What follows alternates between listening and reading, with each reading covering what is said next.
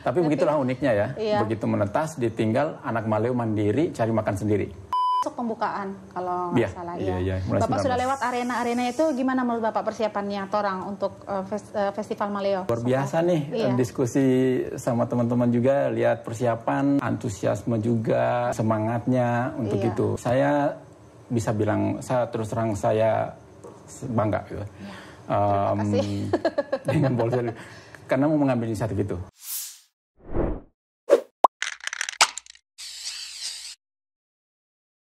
Assalamualaikum warahmatullahi wabarakatuh. Sahabat podcast Suara NATO, perkenalkan saya Ika yang hari ini akan memandu acara podcast kita, podcast yang selalu ditunggu-tunggu. Nah, telah hadir di studio sekarang narasumber kita. Ayo Pak, silahkan lihat ke kamera, diperkenalkan dirinya, nanti ditunjukin dulu kepada dunia. Ya, ini adalah Bapak Iwan Hunou. Ya, Bapak Iwan Hunou ini adalah Sulawesi Program Manager di Wildlife Conservation Society Indonesian Program. Ya. Pak, setengah mati, bacu muka Pak. WCSIP aja. WCSIP aja, betul sekali, WCSIP. Nah, sebelum kita masuk langsung ke pembicaraan yang inti, jadi kita nanti bakal bahas Maleo di Bolsel dan konservasi Maleo di Bolsel, serta yang untuk besok apa Pak? Ada apa? Festival Maleo. Dan yang paling penting Maleo. Webinar tentang Maleo. Ya. Nah, Bapak Iwan ini adalah seorang sarjana jebolan Unsrat, sarjana pertanian tapi melenceng ke perburungan ya Pak ya. Nggak apa-apa ya Pak, wajar ya itu melencengnya Pak ya? Masih ada hubungan. Dipaksain ada hubungan Pak ya? Masih ada hubungan. Jadi Bapak betah dari dunia perburungan dari 1997 ya sampai saat ini. Bapak sangat betah dan sangat menyayangi burung. Betul ya Pak ya? Sangat tertarik dengan burung gitu ya. Iya, sangat tertarik dengan burung. Jadi kalau kita langsung ke Bolselnya aja dengan Maleonya ya Pak ya? Boleh. Ini kan sudah ada di sini di kita tentang burung Maleo. Nah, bisa nggak Bapak ceritakan sedikit dulu awal mulanya Bapak sampai kesasar di sini untuk Maleo di Bolsel sini, atau enggak ke awal mulanya Bapak tertarik dengan perburungan tadi? Sebetulnya saya mulai bergabung atau mulai belajar tentang burung itu di tahun 95 waktu masih kuliah dulu. Ada kebetulan mendapat kesempatan bergabung dengan ekspedisi burung dari York University dari Inggris gitu. Saya waktu itu mungkin jadi anggota yang paling muda gitu ya. Masih mahasiswa itu? Masih mahasiswa, ya. Dari situlah awalnya belajar dari Bapak burung itu, mulai dari nol. Saya mulai dari nol ke Sangir Sangihan Talaut Project waktu itu. First projectnya di Sangir Talaut. Pertama kali. Sudah dengan institusi yang dunia ya? Bisa dibilang begitu? Iya, dari York University bersama dengan sebetulnya mahasiswa pencinta alam di Fakultas Pertanian Unsrat Areca Vestiaria. Itu yang membawa saya sampai bisa belajar burung dan akhirnya bisa sampai sekarang ini gitu. Itu awal pertama kali mengenal burung gitu. Jadi memang belajar dari nol, tidak tahu apa-apa gitu. Bahasanya juga masih patah-patah gitu.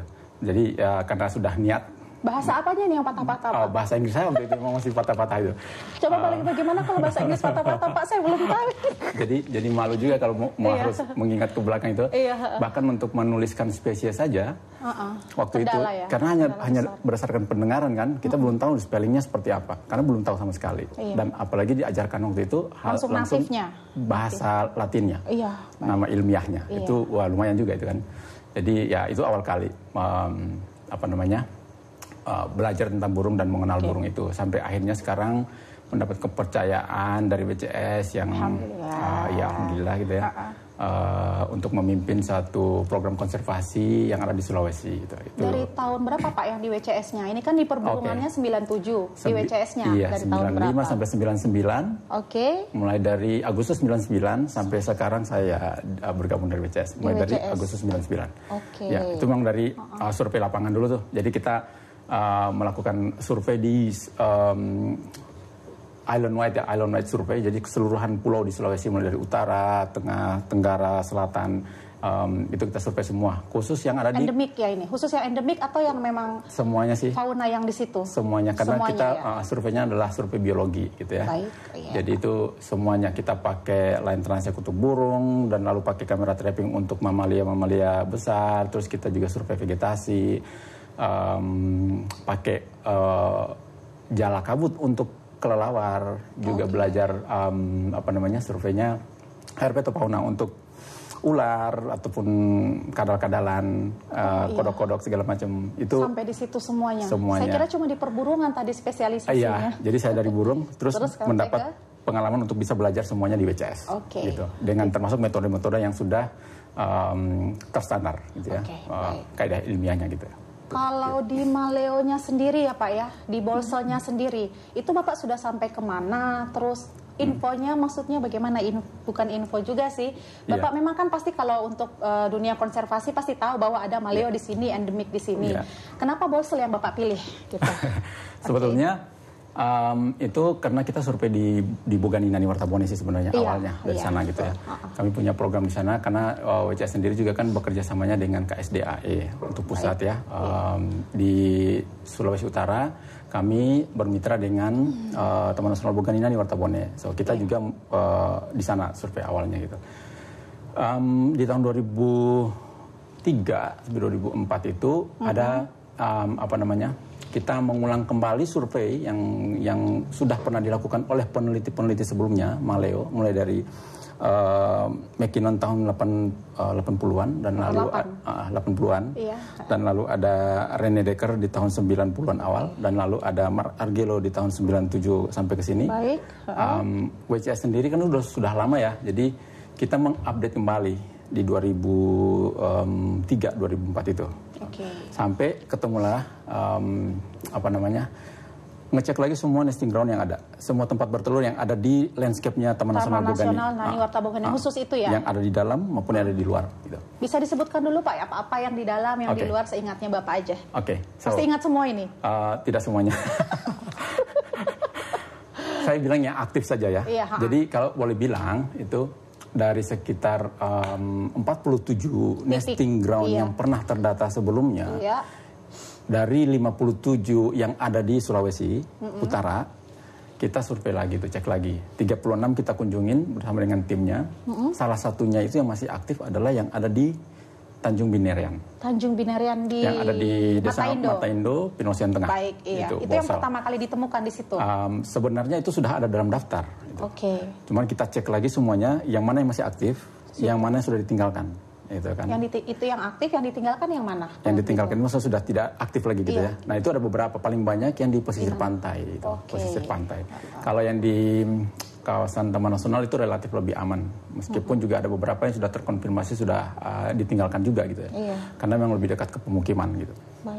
Nah itu dia yang sampai akhirnya ada, kita lihat lagi ini masih aktif nih gitu. Terus gimana nih, harus kita carikan upaya untuk bisa pelestariannya gitu ya. Di 2018 kita ulangin lagi tuh sama-sama. Jadi setelah 2003 tadi, tim 2004, WCS ya ini, tim WCS-nya. Tim kita cek lagi. Waktu itu memang bergabung sama ada juga teman dari Tompotika, Alto. Itu mereka juga datang ke sini, jadi sama-sama cek lagi. Satu-satunya nesting ground yang di pantai, yang tertinggal, yang masih aktif, hanya ada di Binerian. Itu penyebabnya kira-kira apa, Pak? Itu kan suatu, kira-kira apa yang bikin dia aktif dan tertinggal? Padahal kan masyarakat di situ kan kayaknya cukup aktif untuk kegiatan alam, begitu. Ya kan? Kira-kira apa itu?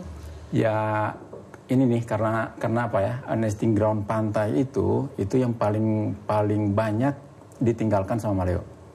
Yang paling tidak aktif lagi. Karena sudah berubah fungsinya. Dari nesting ground mungkin sudah ada yang jadi, kita cek ada yang sudah jadi pemukiman. Pemukiman warga, betul. Ada juga yang sudah jadi kebun.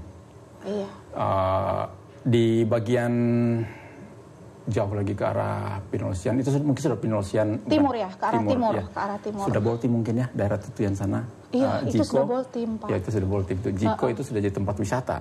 Iya sekarang. Yang kayak gitu. Jadi sudah berubah fungsi. Oke. Itu. Jadi maleo tidak datang lagi. Kasihan. Atau misalnya mengancam berarti menurut Bapak itu bahasanya kayak iya, jadinya karena adanya itu seperti itu. Iya, jadi dia tidak bisa pakai lagi kan, karena sudah ada aktivitas yang intens di sana. Dia tidak bisa datang lagi. Oke, mencari tempat baru mereka. Ya, bisa jadi dia akan cari tempat lain seperti itu. Jadi kita cek lagi seperti itu semuanya dan ya Binerian satu-satunya tertinggal sekarang yang masih aktif ya. Masih aktif. Sebenarnya ada Komoot juga. Terus ada beberapa lagi di Igualo juga gitu ya. Di mana Pak? Di Igualo itu tetangganya ini sebenarnya tetangganya Binerian gitu. Oh begitu. Di Deaga juga sebenarnya ada juga. Iya. Ada juga itu. Kita cek terakhir di 2018 itu sudah ada apa ya pekuburan di sana. Oh iya. Tempat itu. Nah itulah yang apa namanya ya. Iya. Menyebabkan mereka sudah tidak menggunakan lagi itu. Jadi mungkin pergi tempat lain. Langsung. Oke. Kalau misalnya di Binerian ada, ini saya juga dengar, bahkan saya pernah ke sana sendiri sih Pak. Saya pamer ya ini, maaf. Mantap, ya. Bapak belum pernah ke sana mungkin atau sudah pernah. Saya pernah ke yang di daerah Batu Manangis. Di sana saya sempat melepaskan maleo juga bersama teman-teman di Spar. Tepuk tangan untuk saya. Bagus. Saya pamer ini ke Bapak, mungkin Bapak belum pernah atau sudah pernah, jadi kita kupas di sini ya. Saya pernah ke sana, itu banyak telurnya juga, ada kayak area penangkaran. Itu gimana? Itu masuk di di wilayah konservasi untuk Taman Nasional Nani Wartabone atau gimana Pak? Yang di air panas. Batu Menangis sih, Batu Menangis tapi dekat sumber air panas gitu maksudnya. Batu Menangis salah satu yang masih aktif tapi dia inland, bukan di pantai ya. Karena dia menggunakan maleo itu strategi bertelurnya cukup unik ya, karena dia menggunakan panas bumi ataupun panas matahari. Kalau panas bumi di darat, di inlandnya, dan lalu untuk yang di pantai dia pakai panas matahari. Kalau panas bumi berarti dia masih harus dekat sumber air panas. Dekat sumber air panas. Harus. Ya. Dan semua itu memang selama ini begitu ya Pak? Atau semuanya seperti itu. Meskipun juga ada kadarnya itu ya, di setiap tempat itu ada kadarnya itu. Kalau karena maleo itu sangat tergantung dengan suhu dan kelembaban. Nah, suhunya itu rata-rata di 34 untuk bisa sampai dia menetas telur. Gitu. Menetasnya sendiri atau mesti dirami kayak ayam? Yang kalau ayam kan kalau mengeram kan kita bisa haga-haga begini Pak. Itu keunikannya tuh. Kalau ada nggak ya kalau anak maleo ada tidak ya? Ini telur maleo begini. Telur maleo kurang lebih seperti itu. Kepala tangan ya atau besar itu kan kalau kita mau mau cari persamaannya gitu mungkin kurang lebih 5 butir telur ayam. 5 butir telur ayam yang disatukan jadi sebesar telur maleo. Telur maleo gitu. Dan bisa dimakan nggak? Ininya paling besar yolk kuning telur. Kuning telur itu 34 dari putih telur. Beratnya dia. Jadi bisa dimakan ini? Tidak bisa dimakan ini. Tidak bisa dimakan ya? Karena maleo masuk jenis yang dilindungi. Jadi tidak boleh dimakan sama boleh sama sekali. Dan masuk di daftar jenis yang dilindungi oleh pemerintah dan juga masuk ke dalam daftar CITES 1, Appendix 1. Artinya tidak artinya tidak bisa diperdagangkan gitu, di luar. Nah, saya sambung ke Batu Menangis tadi. Batu Menangis sebetulnya itu yang tadi ya, yang inland yang masih aktif, yang masih tersisa, lumayan juga tekanannya di sana. Nah, ini atas inisiatif dari teman-teman di Balai Taman Nasional Bogani Nani Wartabone lewat resort pantai selatannya. Mereka mengajak ini sama-sama dengan masyarakat yang ada di sana. Kalau yang saya ingat itu Pak Basri Lama Sese. Iya, Pak Basri di sana. Ada kebun di sana dia. Mereka ya karena sudah aktif di sana, jadi mereka mungkin mau berkomitmen juga sama-sama dengan teman-teman dari Balai Taman Nasional. Nah, itu diinisiasi awal kali sama teman-teman dari Balai untuk bisa mengaktifkan lagi tempat itu saat ini. Dan lalu sama kelompok mereka sudah menyebutnya Modaga no Suangge kalau salah ya. Burung maleo itu. Dan Pak Basri yang jadi kita bilangnya local champion. Jadi orang lokal yang mau menjaga itu sendiri itu di sana itu dengan kelompoknya. Gitu. Dan itu bagus sekali. Wilayahnya di Bolsel sebenarnya. Kalau secara kawasan sebenarnya dia di luar kawasan Taman Nasional. Tapi nyambung karena koridornya dia masih bisa di sana karena koridor nyambung. Ada hutan yang masih nyambung ke Taman Nasional. Sampai dia tempat bertelurnya aman gitu. Meskipun juga waktu awal kali saya dapat info itu tekanannya kuat sekali karena pengambilan telurnya di sana. Tekanan berupa apa, Pak? Ya orang mengambil telur untuk dikonsumsi gitu kan, atau orang memasang jerat misalnya, meskipun bukan untuk si maleo, tapi karena juga lewat situ ya mungkin dia bisa istilahnya kena sial mungkin. Ini sebelum Pak Basri masuk. Jadi sebelum Pak Basri ada ya? Itu hampir semua nesting ground. Jadi orang banyak yang mengambil telurnya gitu. Kalau kita kembali ke tahun 80-an itu kalau di Binerean itu orang bilang di musimnya pantai itu bisa sampai hitam. Kita ingin supaya cerita seperti itu bisa balik lagi. Pantai bisa menjadi hitam itu karena ada maleo itu. Oh gitu. Karena banyaknya maleo gitu. Tahun berapa itu Pak?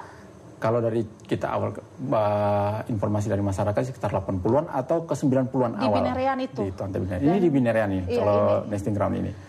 Mungkin ada foto-fotonya juga kali. Kalau ayo, ada bisa. Mungkin fotonya? Oke, iya. Ya, bisa dijelaskan Pak, ini maleo, ini yang cuma satu jenis ini maleonya. Di dunia ini cuma gini bentuknya ya Pak? Iya betul. Seperti ini. Atau ada kan biasa ada varietas untuk semacam kayak burung ini kayak misalnya kera ya, ada ini, ada kera ini. Iya betul. Kalau maleo gimana? Maleo dia masuk ke dalam keluarga Megapoda. Megapoda artinya kaki besar. Kaki besar makanya. Pak, saya lihat kakinya ini kecil, kaki saya lebih besar. Kaki besar dia punya selaput. Itu gitu. Fungsinya untuk menggali. Oke, bukan berenang kayak bebek. Iya, bukan itu. Dia untuk menggali, makanya dia kuat sekali. Nah, terus megapod, makrocephalon itu cephalon kepalanya, mahkotanya itu makro besar. Itulah kan juga ada yang bilang bahwa itu bisa mendeteksi panas gitu, tapi itu masih misteri juga. Kita harus membuktikan itu. Bagaimana mereka bisa mendeteksi panas yang cocok dan lalu dia meletakkan telurnya di sana. Nah, ini kalau ini kan satu pasang nih. Iya. Itu mereka bergantian perannya menggali lebih banyak sebenarnya betinanya. Berapa meter ke dalam kalau mau digali Pak? Ada ukuran sendiri nggak? Bisa 50 cm.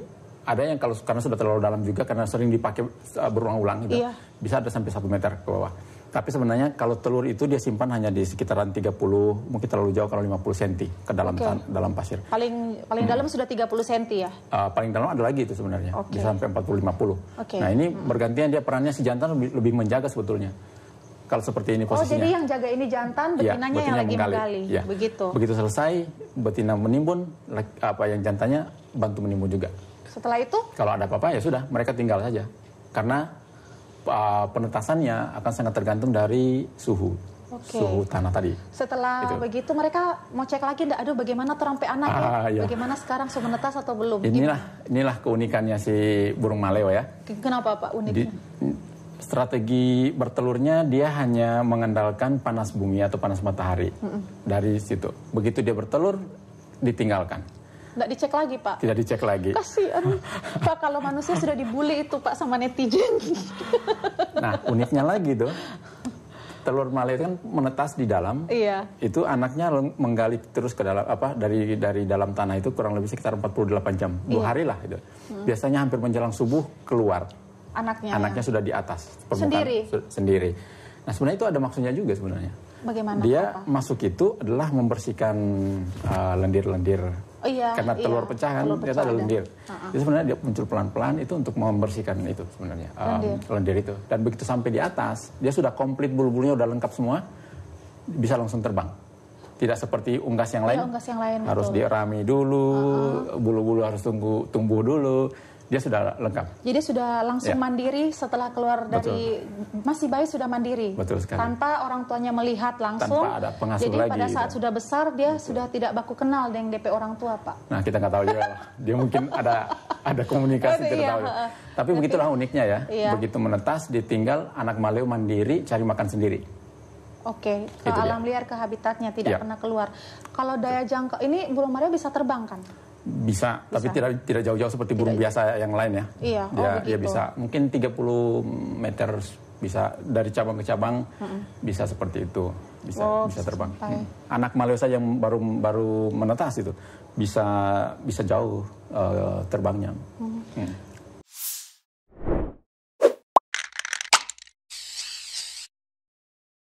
Kalau di Bolsel Pak, Bapak pernah nggak, kita mau cari tahu ini data untuk maleo yang sekarang ada di Bolsel, data yang hidupnya kira-kira berapa jumlahnya? Kalau untuk jumlah pastinya ada nggak kira-kira yang sampai dikatakan mau punah itu? Kenapa sampai punah? Kan pasti ada jumlahnya yang sangat sedikit. Nah berapa itu jumlahnya? Iya, sebenarnya kalau kita merujuk ke penelitian dan itu juga belum terupdate sampai sekarang itu. Baik.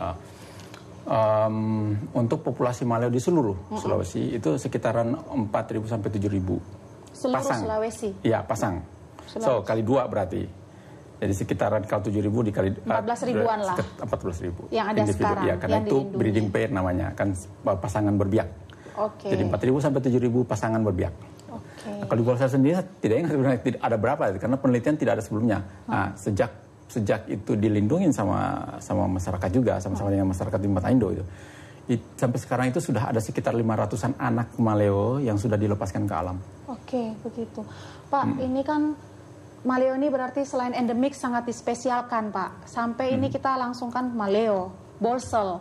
Nah, tanggal 21 nanti mungkin sahabat podcast Suara Nato sudah tahu juga ya, kalau tanggal 21 nanti November ini adalah Hari Maleo sedunia atau apa, Pak? Sedunia. Karena maleo yang sudah di sini kan. Oh iya, sudah di sini Hari Maleo sedunia. Kenapa siapa yang menetapkan tanggal 21, bukan Bapak? Kalau saya tidak ada artinya gitu. Kenapa tanggal 21? Oke, itu juga lumayan panjangnya diskusi untuk menetapkan itu. Memang ada keinginan karena lagi-lagi ya, karena kita mulainya dari Taman Nasional Bogani Nani Wartabone. Ini sekarang Taman Nasional Bogani Nani Wartabone itu sudah ditunjuk oleh pemerintah pusat menjadi wali data maleo untuk seluruh maleo yang ada di Sulawesi ya. Jadi datanya di sana di Taman Nasional Bogani. Karena peneliti sebelumnya itu yang saya sebutkan tadi di awal, dari McKinnon, Rene Decker, terus ada Mark Argelo, terus ada Anthony Gorok, itu sampai kami sekarang itu di Taman Nasional Bogani. Baik. Semuanya paling banyak.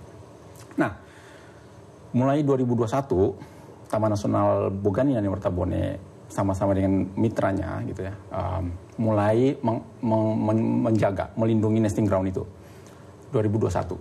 2001 Agustus. Iya. Nah, itu adalah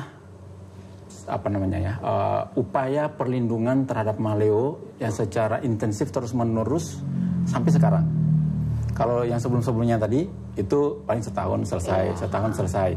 Nah, sejak 2001 sampai sekarang terus-menerus tanpa henti di Taman Nasional Bogani Nani Wartabone itu dilindungi tempat bersarangnya dia. Nah, di 2021 itu sudah mulai ada aktif pertama kali ya dijaga gitu. Nah, pertama kali telur yang menetas dari sistem perlindungan yang terus-menerus itu dan intens terus-terus itu. Yang semenjak intensnya para konservasioner mengkonservasi itu menjaga itu di 2001. Itu menetas anak maleo pertama kali tanggal 21 November. Di mana? 2001 di Tambun. Oh, di sini. Nesting ground Tambun sih sebenarnya di Dumoga ya kalau tidak salah. Iya, Dumoga betul sekali. Pinono Batuan. Iya. Desa Pinono Batuan. Itu pertama kali tanggal 21. Maka kita berdiskusi sama-sama panjang gitu. Karena kalau kita lihat ke belakang itu sepertinya mulai itulah yang ada upaya yang secara intens dan secara berkelanjutan terus sampai sekarang tidak pernah henti gitu oleh pemerintah lewat Taman Nasional Bogani Nani Wartabone itu. Nah, disitulah kita mengambil momentum itu sebetulnya. Oke, kalau gitu kita coba usulkan aja, diusulkan itu dan disetujui. Tahun lalu pada saat perayaan Festival Maleo di Bone Bolango itu di launching pertama kali declare gitu ya oleh Ibu Direktur KKH. KKH ya? Iya, KKSG sekarang. KKHSG sekarang. KKHSG, iya. Oleh Ibu Indra secara pribadi juga langsung datang waktu itu untuk mencanangkan Hari Maleo itu sedunia saat itu. Tahun lalu ya? Tahun lalu. Dan makanya sekarang di Bolsel ya? Tahun yang kedua ini di Bolsel yang berinisiatif ini luar biasa. Kami juga bangga sekali dari pemerintah daerah yang mengambil inisiatif itu untuk melindungi itu. Ya, untuk pertama kali itu dibikin karena waktu itu tahun lalu kan di Bone Bolango itu kan di kawasan Taman Nasional luasannya. Ini di luar kawasan Taman Nasional dan Bolsel mengambil inisiatif itu untuk pertama kali. Iya, tadi kan Bapak juga sudah perjalanan dari sini, Bapak mungkin lewat area-area untuk kita mengadakan besok, kan besok pembukaan kalau nggak salah. Iya. Bapak sudah lewat arena-arena itu, gimana menurut Bapak persiapannya Torang untuk Festival Maleo? Gimana? Luar biasa nih, diskusi sama teman-teman juga, lihat persiapan, antusiasme juga, semangatnya untuk itu. Saya bisa bilang, saya terus terang saya bangga gitu. dengan Bolsel karena mau mengambil inisiatif itu, apalagi di luar kawasan Taman Nasional itu, di luar kawasan konservasi itu. Kalau di dalam kawasan ini relatif lebih aman ya, karena karena memang sudah diatur oleh pemerintah gitu ya. Meskipun juga tetap ada ancaman gitu ya. Tapi ini di luar kawasan. Apalagi itu tantangannya lebih kuat lagi sebenarnya. Ya itu saya lihat pemerintah daerah Bolsel punya inisiatif seperti itu. Apalagi saya juga lihat nih ke belakang, kalau kita lihat ke belakang, Bolsel sudah bikin batik kreasi Maleo ya, kalau tidak salah namanya, dan sudah dihaki gitu ya, haknya sudah dipatenkan juga. Itu luar biasa karena bentuk kepedulian dan juga apresiasinya Bolsel kepada Maleo. Dan juga untuk ini lebih ke menunjukkan ke publik bahwa ini adalah satu apa yang harus kita jaga itu, dan itu bentuk kepedulian dari Bolsel. Iya, kalau untuk kan kalau misalnya Bolsel menunjukkan kepeduliannya terhadap ini pemerintahnya ya, gimana menurut Bapak lihat dari point of view-nya Bapak ini? Bagaimana tentang masyarakatnya? Ini bukan cuma di daerah Mataindo ya, menurut penelitiannya Bapak, bagaimana tentang masyarakatnya? Bentuk kepedulian masyarakatnya ke burung Maleo itu sendiri. Kalau saya melihat ke belakang, itu masih ada marak gitu, pengambilan telur, perburuan segala macamnya. Tapi jika kalau kita makin ke sini, ini tidak kelihatan lagi ya. Kalau saya tidak pernah melihat lagi ada di pasar seperti itu. Range tahun berapa itu Pak yang tidak kelihatannya? Mungkin mulai diaktifkannya itu dari 2001 sampai sudah mulai nggak ada kelihatan lagi nih. Pengambilan telur. Mungkin untuk di tempat-tempat yang kita belum tahu karena kita tidak bisa memantau semuanya. Baik, betul. Ya. Apalagi yang ada di bagian utara lagi juga ada mungkin 1 atau 2 yang aktif sekarang. Nah, kita tidak tahu, tidak bisa memantau. Tapi informasi dari warga di sekitar itu, ya masih ada orang mengambil ini telurnya. Gitu. Langkah preventifnya ada enggak untuk orang, maksudnya oknum-oknum seperti itu yang dilakukan untuk WCS ya Pak, dalam kadarnya kapasitasnya Bapak di WCS ini, langkah preventifnya apa? Ya, kita memang harus menginformasikan ke halayak ramai. Salah satunya adalah lewat festival ini Maleo, sebetulnya. Dan itu kami salut sekali juga ya. Pemerintah daerah juga bisa mengambil inisiatif itu. Baik, ya, itu salah satu ini sebenarnya, salah satu bentuk untuk kita mengenalkan ke halayak ramai. Maleo hanya ada di Sulawesi dan populasinya terus menurun.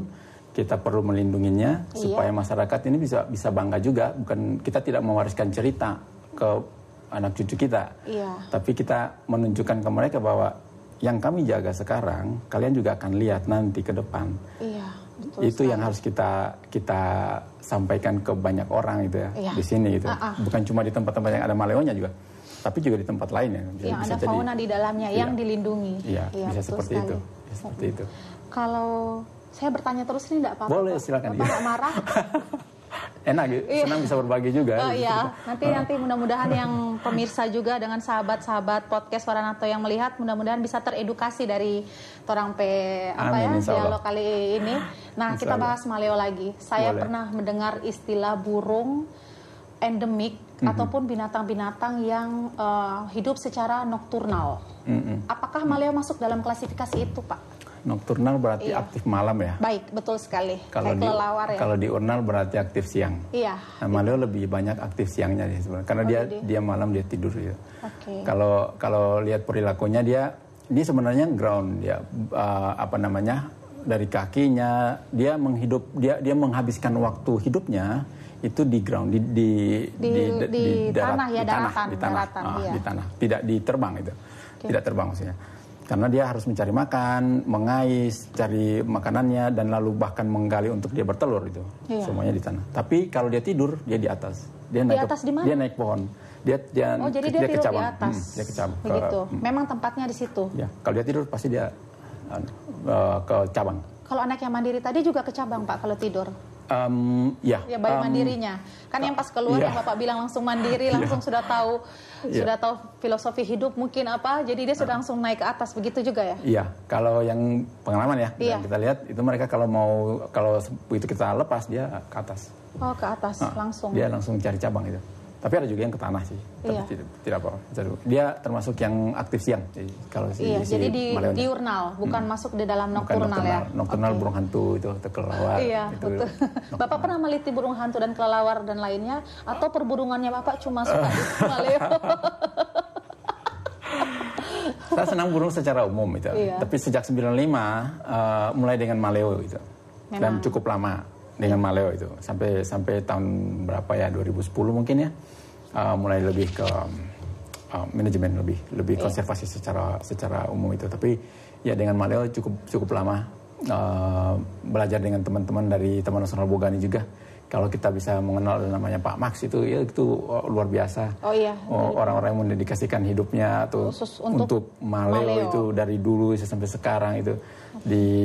Begitu di tempat lain ya. Di tempat lain di Gorontalo ada Pak Wahab ya, dari pertama kali dilindungi 2003. Itu Bapak itu masih ada sampai sekarang. Masih aktif di sini. Sebagai yang menjaga Maleo. Yang menjaga Maleo. Jadi kayak Pak Basri begitu dia ya? Betul. Ya? Masyarakat. Orang-orang di desa sekitar. Yang care dengan Maleo. Begitu. Seperti itu. Kalau Bapak sendiri kan dari burung. Nah, Bapak tadi bilang langsung ke Maleo. Banyak meneliti perburungan, tapi cuma sukanya Maleo. Itu memang langsung cari sendiri, saya mau concern ke Maleo saja, mungkin Bapak saya mau concern ke Maleo, atau ada sosok-sosok lain yang memperkenalkan Maleo sampai Bapak langsung terjalin itu tadi Pak, daya saling memikat antara Bapak dengan Maleonya. Gimana? Sebetulnya kalau belajar burung, memang ada beberapa orang yang menginspirasi saya gitu. Kalau saya boleh bilang nama-nama itu, satu yang orang dari Inggris itu pertama kali saya belajar burung dari dia, John Riley. Bahasa Inggrisnya juga dari dia? Dari dia juga. Saya tadi sebenarnya penasaran dengan yang patah-patah ini. Pak John Riley, nggak usah deh. Ayo Pak, bagaimana patah-patahnya? Ayolah Pak. The story. Oke. Lalu ada Pak John Riley yang orang Inggris ini, dia mengajarkan saya bagaimana meneliti, mengamati burung di awal kali dan meneliti burung itu. Dan langsung Maleo? Belum, waktu itu kan masih di Sangir sebelum masuk dengan WCS itu. Orang yang kedua itu Pak Herman Teguh itu sebenarnya. Pak Herman Teguh, Pak itu yang sudah. Bapak ini Pak, namanya Bapak tercumu-cumu. Sudah meracuni saya itu untuk bisa.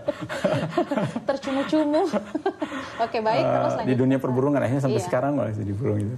Tapi saya tersesat di jalan yang benar.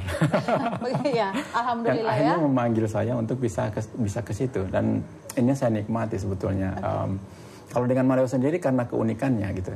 Kalau cara hidupnya, iya betul, karena keunikan itu dia mau bertelur hanya bergantung dengan suhu tanah, terus anak telurnya juga unik, besar seperti itu. Anak yang baru menetas langsung terbang. Ini keunikannya benar, dan apalagi dia endemik sini.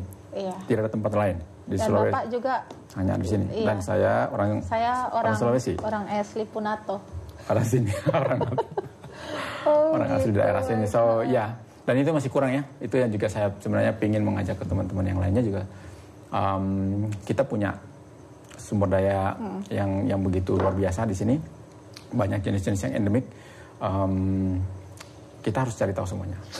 So jangan cuma orang yang dari luar yang datang untuk mau cari tahu tempat kita gitu. Tapi kita sendiri kita cari tahu sendiri. Jangan sendiri, orang yang dapat gitu. Kalau boleh kita dapat giliran kita dulu deh yang dapat yang endemik. Kita harus lebih peduli gitu ya untuk masa orang lain datang ke sini untuk mau bikin konservasi di Sulawesi terus kita sendiri juga tidak mau ikutan melindungi itu kan. Kita yang punya. So itu sebenarnya ini saya menginspirasi juga ya, membuat saya jadi tertarik. Nggak usah bisik-bisik Pak, bilang aja ke kamera, nanti kalau ke saya nggak kedengaran. Jadi maunya Bapak itu, ini kameranya Bapak, itu kamera saya. Maunya Bapak jangan sampai katanya ya, orang-orang dari luar yang kalau boleh untuk melakukan kegiatan konservasi. Kalau bisa dari kita lebih aware ya Pak ya. Betul sekali, orang kita yang punya, kita harus lebih tahu harusnya itu ya. Dan kita juga yang menjaga, dan ke depan sebenarnya juga bisa bermanfaat buat kita itu ya. Bukan kita tidak meninggalkan cerita, seperti itu. Kalau misalnya dari segi Maleonya sudah kita bahas ini, dari segi Bolselnya juga sudah, festivalnya sudah. Nah, kita langsung merembes sedikit Pak. Saya kayaknya tadi di pertengahan pembicaraan kita sedikit mengikis tentang destinasi pariwisata. Nah, dalam hubungannya kan tadi Bapak bilang untuk penyebab-penyebabnya kan ada beberapa penyebab. Nah, menurut Bapak ini dari point of view-nya Bapak lagi, bagaimana cara untuk Bolsel khususnya ya Pak ya, bagaimana cara mensinkronkan antara destinasi yang dibangun dengan area konservasi maleo yang ada sehingga bisa ya itu tadi Pak menghadirkan daerah destinasi ekowisata, menghidupkan ekonomi masyarakat, kan bisa ke situ ya Pak? Atau saya ngarang ini Pak? Ini sebenarnya besok itu akan dibahas juga sebetulnya, ya kan? Bocoran enggak apa-apa, kita terbiasa dengan bocoran. Spoiler. Bocoran. Dan ya, besok kan ada webinar juga dalam rangka hari Festival Maleo untuk Hari Maleo. Webinar apa Pak? Webinar Maleo. Webinar. Jadi sebenarnya idenya adalah kita konferensi Maleo pertama kali itu 2010. Iya. Setelah itu tidak ada lagi sampai sekarang. Nah ini pertama kali untuk Bolsel juga mau bikin hal serupa ya, meskipun sebenarnya keinginan dari para pihak itu bagaimana kalau bikin simposium ataupun konferensi. Cuman dalam kondisi seperti ini kan tidak bisa. Jadi webinar pertama tentang Maleo di Bolsel. Webinar ini atau seminar gitu ya, seminar atau konferensi yang untuk pertama kali bikin seperti ini setelah 2010. Yang pertama berupa konservasi, tapi non-webinar kan langsung. Ini webinar. Ini langsung dibikin seperti ini, dibikinnya di Bolsel. Gitu luar biasa apresiasinya pemerintah Bolsel ya untuk itu. Ya, saya juga salut ya semuanya. Semua pihak yang sudah mau menaruh perhatian ke situ, apalagi mau mengambil inisiatif untuk memulai itu, kolaborasi dari semuanya. Kan kita juga tahu ini besok akan ada dari BKSDA, banyak sekali akan memberikan bagaimana pemerintah mengatur spesies-spesies yang ada di luar kawasan Taman Nasional ataupun KSDA, itu juga perlu dilindungi seperti itu. Nah, ada kaitan dengan destinasi saat tadi mungkin ini kan Maleo jenis dilindungi nih. Iya, banget, dilindungi banget. Ini salah satu jenis kedistrak ke sana. Jenis dilindungi ya gitu ya. Dan juga CITES tidak bisa diperdagangkan. Sebetulnya di dalam Taman Nasional sendiri juga ada pengaturan di dalam kawasannya yang lewat zonasi. Jadi ada zona pemanfaatan segala macamnya itu yang bisa dilakukan itu tadi wisata terbatas. Pak, potong dulu terkait dengan videonya itu tadi bayi ya Pak ya? Yang mana tuh? Yang tadi yang buk itu bayi ini pasti yang. Ini yang sudah dewasa. Ini sudah dewasa. Ini kalau tidak salah ditekun di Luwuk ini, yang ini. Ini banyak sekali. Saya miss tadi, ya Allah tadi yang saya tanyakan itu tentang destinasi gitu. Dengan maleonya gitu. Gimana konservasi maleonya? Gimana menurut Bapak? Sebenarnya kan kita harus menjaga ya. Iya. Nah, cuman ada sebetulnya kalau mungkin dari pemerintah nanti juga bisa menyampaikannya besok dalam webinar itu bahwa pemanfaatan untuk jenis-jenis satwa gitu ya di dalam kawasan ataupun di luar kawasan itu secara terbatas itu ada juga tuh. Yang perlu kita perhatikan adalah jangan sampai mengganggu perilaku ataupun juga akan bisa mengancam keberadaan mereka gitu. Iya. Nah, biasanya kalau dalam pengembangan ekowisata itu bisa dilakukan sebenarnya pemanfaatan secara terbatas ya. Untuk Taman Nasional sendiri juga di zona pemanfaatan itu bisa dimungkinkan hal seperti itu. Tapi itu harus diatur tuh. Misalnya ada tur-tur pengamat burung misalnya. Birdwatching yang kita dengar birdwatching ya. Birdwatching atau para birdwatcher itu cari burung. So kita sudah harus membuat aturan sih sebetulnya di dalam setiap nesting ground itu. Jadi karena sudah dipantau untuk waktu yang lama, jadi mereka sudah tahu sebenarnya kayak di Tambun, Pusian, Hungayono ataupun di Batu Manangis ataupun di Binerean, di Tumokang. Iya, betul. Tumokang mulai diaktifkan lagi sekarang ya sama teman-teman dari Taman Nasional juga tuh. Gitu. Bareng sama-sama dengan masyarakat di Matayangan itu. Nah, diatur itu sebenarnya. Jadi kapan waktu terbaik misalnya, bulan apa yang paling banyak kunjungannya. Ini kan sebenarnya menggaransi para tamu ya untuk bisa melihat langsung di alam gitu. Lebih enak langsung melihat di alam gitu kan. Iya, langsung observe ya.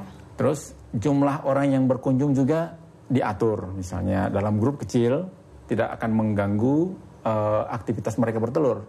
Dan sudah disiapkan tempat-tempat untuk pengamatan. Ada menara, ada tempat bersembunyi kalau ingin mengambil foto. Betul. Sebetulnya diatur lewat situ. Jadi sebenarnya ini yang seharusnya ya Pak ya, pola seperti ini yang seharusnya. Iya pola seperti ini itu. Ya, lebih bagus ya. Seperti di Taman Nasional Bogan itu sudah mulai diterapkan seperti itu. Begitu. Di Binerean, di Batu Manangis juga seperti itu sudah diterapkan. Jadi sudah ada SOP-nya. Oke. Nah itu jadi kalau tamu yang datang ingin melihat burung maleo, tinggal mengontak saja teman-teman yang ada di sana. Iya. Mungkin ada perizinan juga ya seperti itu ya. Iya, ya biasalah kalau masuk ke suatu kawasan harus perizinan segala macam. Tapi tidak ribet, cepat saja untuk pengurusannya. Tapi kita kontak saja dan mereka akan mengatur itu. Kapan harus datang, berapa banyak jumlahnya. Kalau misalnya dalam grup besar berarti harus dipecah-pecah itu. Terus berpakaian pun juga seperti itu. Kenapa hal yang unik ini, kenapa pakaiannya mesti diatur? Apakah maleo bisa mengenali orang? Kaget saja dia mau serang begitu kalau pakaiannya warna merah. Tidak. Biasanya untuk pengamatan satwa lebih ke arah warna-warna natural. Oke. Ya kan? Mereka lebih suka itu atau lebih biar tidak kaget saja. Bersahabat ya. Biar tidak kaget tiba-tiba ada warna kuning menyolok di hutan misalnya. Oh iya. Oh jadi mereka nggak suka kuning kalau menyolok. Warna-warna yang terang menyala gitu sebaiknya dihindari. Oke. Kalau warna coklat, hitam ataupun hijau atau apa itu warna pastel ya Pak. Warna alam istilahnya ya. Itu akan lebih memudahkan kita sebetulnya. Kalau terlalu ngejreng warna bisa jadi mereka sudah kabur duluan. Oh begitu ya. Kalau kita bisa terkamuflase. Untuk maleo saja atau untuk semua burung ini Pak? Untuk semua burung. Untuk semua burung. Ya. Kalau maleo malah lebih sensitif dia. Oh gitu. Kita jalan menginjak ranting patah, dia bisa langsung kaget langsung lari. Dikiranya ada predator gitu. Bisa jadi seperti itu. Okay. Bisa seperti itu. Nah, jadi ada diatur itu. Di setiap di Taman Nasional Bungani sudah diatur juga seperti itu. Di Pusian, di Batmanangis, ataupun di Bendera juga sudah diatur seperti itu. Sudah distandarkan ya. Iya. Jadi nanti terintegrasi antara konservasi maleonya dengan destinasinya. Bagus ya. Bisa. Betul ya. Tinggal pemerintah bareng-bareng itu mengatur itu sebenarnya. Dan itu sangat dimungkinkan menurut saya ya. Gitu ya. Selama kita tidak akan mengganggu atau mengancam keberadaan mereka, aktivitas mereka gitu. Seperti itu sih.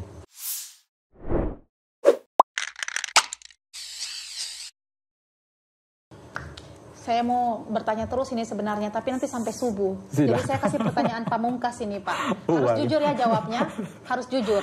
Pernah nggak Bapak berpikir selama aktif di dunia permaleoan, perburungan, pernah nggak Bapak berpikir untuk hiatus atau kayak, aduh capek deh, kayaknya jangan dulu, saya mau pensiun dulu, soalnya saya burung terus, ini saya perlu yang lain, saya jenuh gitu. Jawabnya jujur, jangan karena di on cam terus Bapak, nggak pernah, pada mati, iya betul, pernah gitu. Kalau bosan, itu setiap orang pasti mengalami, gitu ya. Ada tahap situ ya, bisa jadi ada tahap situ itu. Tapi karena kita menikmatinya, maka passionnya di situ. Jadi kita tidak menganggap bahwa itu adalah pekerjaan. Hobi malah ya. Kalau pekerjaan atau hobi yang dikerjakan, apalagi dibayar ya. Kita akhirnya sampai ke topik cuan. Itu malah kalau saya menikmati itu, menikmati karena melihat sesuatu yang menarik, apalagi yang baru, apalagi kalau misalnya kita ketemu jenis baru, itu menaikkan adrenalin. Kalau di saya, kalau di pengamat burung misalnya ada istilahnya misalnya si twitches misalnya, twitches itu gila burung. Twitches, kayak kalau pembaca buku, biblioholik begitu ya, gila buku. Dia gila buku. Ini gila burung. Coba supaya dikenalkan kalau gila burung apa ini? Itu istilah saja ya. Buat orang yang mencari suatu spesies burung kemanapun, sebagaimana susah pun, dia akan pergi cari. Twitcher. Iya. Dan itu para sudah di atas lagi dari pengamat burung. Kalau pengamat burung kayak orang berwatching, mengamati burung bisa dari rumah. Kita buka jendela, duduk-duduk, berwatching. Iya, betul. Birder, dia keluar. Saya keluar mencari burung. Iya. Mengamati burung. Bapak masuk di situ. Iya kan? Keluar mencari burung, mengamati burung. Iya kan? Berwatcher. Dan si Twitcher ini di atasnya. Iya, di atasnya lagi. Bahkan yang susah dia cari. Di mana ada apa, tanggal berapa, bulan apa, tahun apa. Sudah tahu. Mereka udah tahu. Apalagi di luar, itu sudah ada alarm atau sistem yang si jenis ini, yang langka ini akan datang di sini, di tempat ini, di tanggal begini, bulan begini, jam segini. Oke. Sampai di situ ya Pak ya? Mereka sampai segitu. Dan itulah sampai dibilang orang gila burung. Iya, berarti Bapak. Mereka sudah sampai, itu sistem juga ya. Nah apakah kita sudah sampai segitu, mungkin belum sampai segitu ya. Nah, tapi kita baru akan mengenalkan itu. Bahwa mengamati burung itu adalah hobi juga. atau mengamati burung juga bisa mendatangkan alternatif income. Lewat ekowisata, guide jadi guide burung guide gitu. Burung, ekowisatanya tadi. Itu bisa ke arah sana. Binerian Batu Manais sangat potensial bisa ke situ. Lebih potensial dari apa? Dari yang maksudnya punya potensial untuk menjadi alternatif income. Bisa seperti itu ya kalau diolah dengan baik, dikonservasi dengan baik oleh orang yang tepat. Betul sekali. Betul sekali. Oke. Kira-kira seperti itu kalau misalnya ini ya. Dalam kaitannya ke arah pengembangan atau mau diapain ini? Masalahnya gini, saya mau bertanya lagi nih, tapi saya tadi tidak pamungkas sih. Tapi saya tanya dulu ke kru, masih boleh nggak waktunya? Atau masih boleh? Oke, baik. Kita ngobrol sampai subuh. Iya, Bapak tidak mau minum. Ini selain iklan ini adalah ada isinya. Bisa minum nggak? Iya, bisa minum. Kebetulan sudah mau ini ya? Iya, langsung. Kru es batu ada? Nggak usah. Ini apa namanya brandnya nggak usah ditutup. Nggak usah Pak. Aduh, tolong perkenalkan ini. Suara NATO. Suara NATO artinya suara kita ya? Suara NATO itu suara kita gitu. Ini yang langsung dikelola. Saya minum ya? Iya, langsung Pak. Lumayan kering ya? Iya. Soalnya panjang lebar tadi penjelasannya. Oke. Selain hal-hal yang saya tanyakan Pak, ini dia. Sudah Pak? Silakan. Siap. Sudah minumnya? Yep. Oke. Selain hal-hal yang saya tanyakan, ada nggak lagi hal-hal yang maksudnya yang nggak kalah urgent yang ingin Bapak sampaikan tadi? Karena kepotong terus dengan kecerewetan saya, terus Bapak sampai lupa yang Bapak mau sampaikan. Khusus untuk Maleo, khusus untuk Bolsel dan Festival Maleo. Kira-kira apa yang sampai belum tersampaikan? Satu, saya senang dengan burung. Saya senang mengamati burung. Saya juga senang dengan burung, Pak. Mantap. Dan belum banyak orang di kita yang memiliki atau punya ketertarikan ke situ sebenarnya. Tapi saya salut semua dengan pemerintah yang ada ya. Kalau saya bisa bilang jujur itu seperti itu. Balai Taman Nasional Bugani Nani Wartabone, Pemda juga, kelompok masyarakat juga mau berkolaborasi. Iya, ini yang mau ini harapan Bapak ini sebenarnya ya. Dan itu sudah kejadian sebenarnya. Misalnya ada KEE itu di Binerian itu, mungkin nanti bisa juga kalau Batu Manais bisa seperti itu karena terkoneksi langsung kan koridornya. Iya. Tapi kalau bisa bilang bahwa peneluran di pantai ada kawasan yang harus dilewatin untuk bisa sampai ke kawasan Taman Nasional Bogani sebagai rumahnya Maleo gitu ya, sebagai habitatnya dia tuh. Nah ini sebenarnya banyak peran para pihak di situ sebenarnya. Dan termasuk masyarakat ya harus. Termasuk masyarakat ya. Dan itu sebenarnya sudah teman-teman dari BKSDA juga sudah berinisiatif untuk mendorong ini menjadi kawasan ekosistem esensial. Di situlah ada juga peran kolaborasi dari semuanya itu. Dari mulai datang Taman Nasional, BKSDA, dari KPH 2, Bolsel, dan lalu ada Pemda Bolsel sama masyarakatnya. Dengan masyarakat. Ya, masyarakatnya. Itu yang akan menjaga itu sebenarnya. Dan itu salut sekali. Saya juga senang sekali perhatian dari para pihak itu untuk bisa mau menjaga koridor Maleo, perlintasan dia gitu ya. Di situ itu inisiatif yang luar biasa kalau menurut saya gitu ya. Dan itu adalah menunjukkan kepedulian bersama dari para pihak untuk menjaga si Maleonya ini. Itu salah satunya itu. Apalagi juga Bolsel juga sudah ini bareng-bareng dengan BKSDA juga sih ini. Mengidentifikasi area-area yang bernilai konservasi tinggi di luar kawasan Taman Nasional tadi. Itu KBKT-nya itu luar biasa dalam skala landscape lagi kan. Kalau Bolselnya biasanya itu di unit-unit usaha kayak HPH punya ABKT gitu ya. Ini skala landscape secara keseluruhan wilayah Bolsel itu sudah punya. Dan Bolsel bahkan sudah sudah mengidentifikasi itu, sudah ada bukunya. Bahkan sudah ber-ISBN gitu, ya sudah menjadi rujukan sebenarnya. Bapak ini ngefans Bolsel ya, kok banyak tahu tentang Bolsel daripada saya Pak ya, gimana ini? Saya cuma iya aja, betul Bapak ngefans Bolsel berarti ya.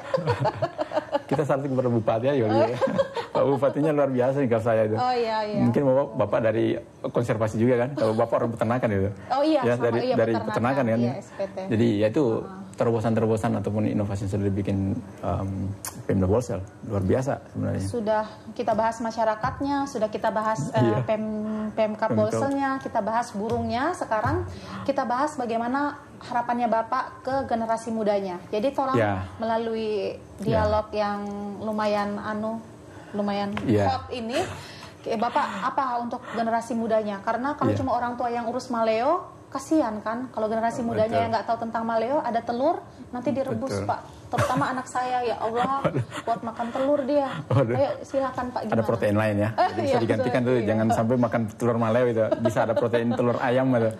Jadi gimana Pak, harapannya untuk masyarakat? Setuju sekali kalau. Generasi muda untuk maleo. Di Bolsel ya, ini di Bolsel dan di luar Bolsel lah kalau bisa. Oke, so saya pikir ini juga menjadi perayaan Festival Maleo sekarang ini bisa jadi momentum juga untuk mengarahkan ke sana sebenarnya. Betul sekali. Semua pihak akan terjangkau oleh informasi bahwa ada maleo di sini yang perlu kita jaga bersama-sama, menjadi kebanggaan kita sama-sama.